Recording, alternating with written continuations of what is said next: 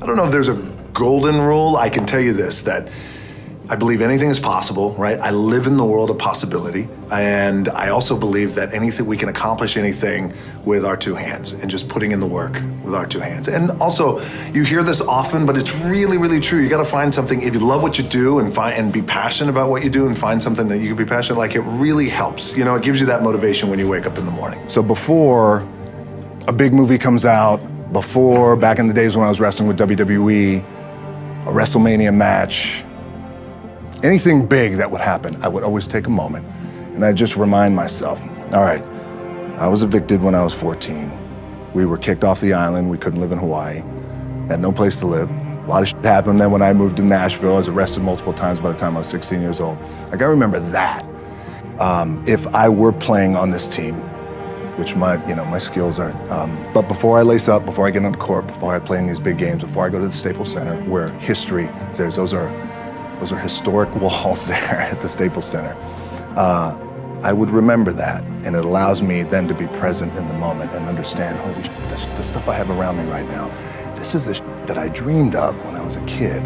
I am here. What helps me is to keep the hard times in the front of my mind, because it allows me to go into these big moments that I've worked my ass off, and you guys have worked your ass off. It allows me to go into these big moments with a different perspective.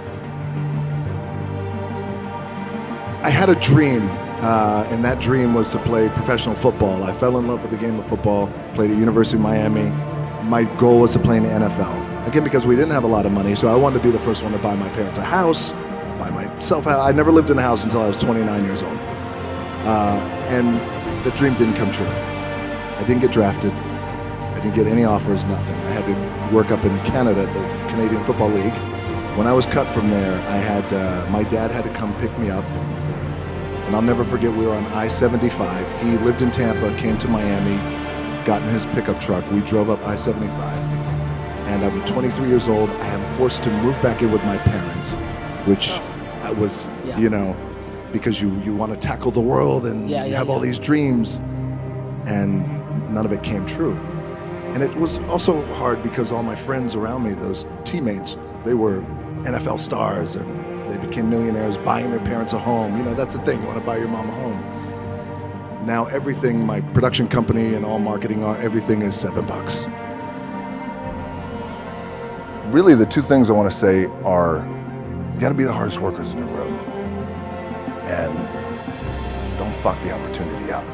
The truth is, I really didn't know what I was going to say, because you guys are at the top, right? You made it, like you're here, right? So I thought what I'd do, instead of telling you what I think you should be doing, or how you could be better, or I thought, well, let me just speak from the heart, speak from my gut, and really not have anything prepared, but just tell you what's worked for me.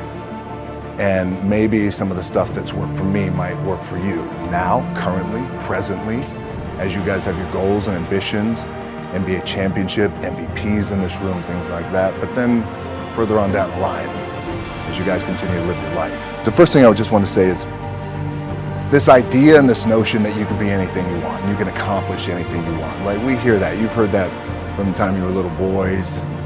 You hear that now. You're already incredibly accomplished. You can win an NBA championship, MVP of the league. You could become president. You could become governor. You could be in entertainment.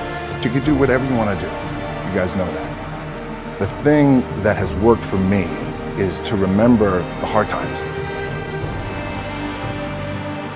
I really need to make a change in my career. I need to be me, and I want to have the kind of career that is a global career. And I said, I'm not quite too sure how we're going to do it, but I need you to buy into the vision with me, and I'm willing to put in the work with my own two hands. As I was telling my agency at that time in Hollywood, they all looked at me like I had three heads. They thought, okay, sure, kind of placating me. And then eventually I left them, and then decided, you know what? My name is The Rock, and I come from the world of professional wrestling, and I look the way I look, and I talk the way I talk, and I love to work out, and you know what? This is who I'm going to be. And then here I am today.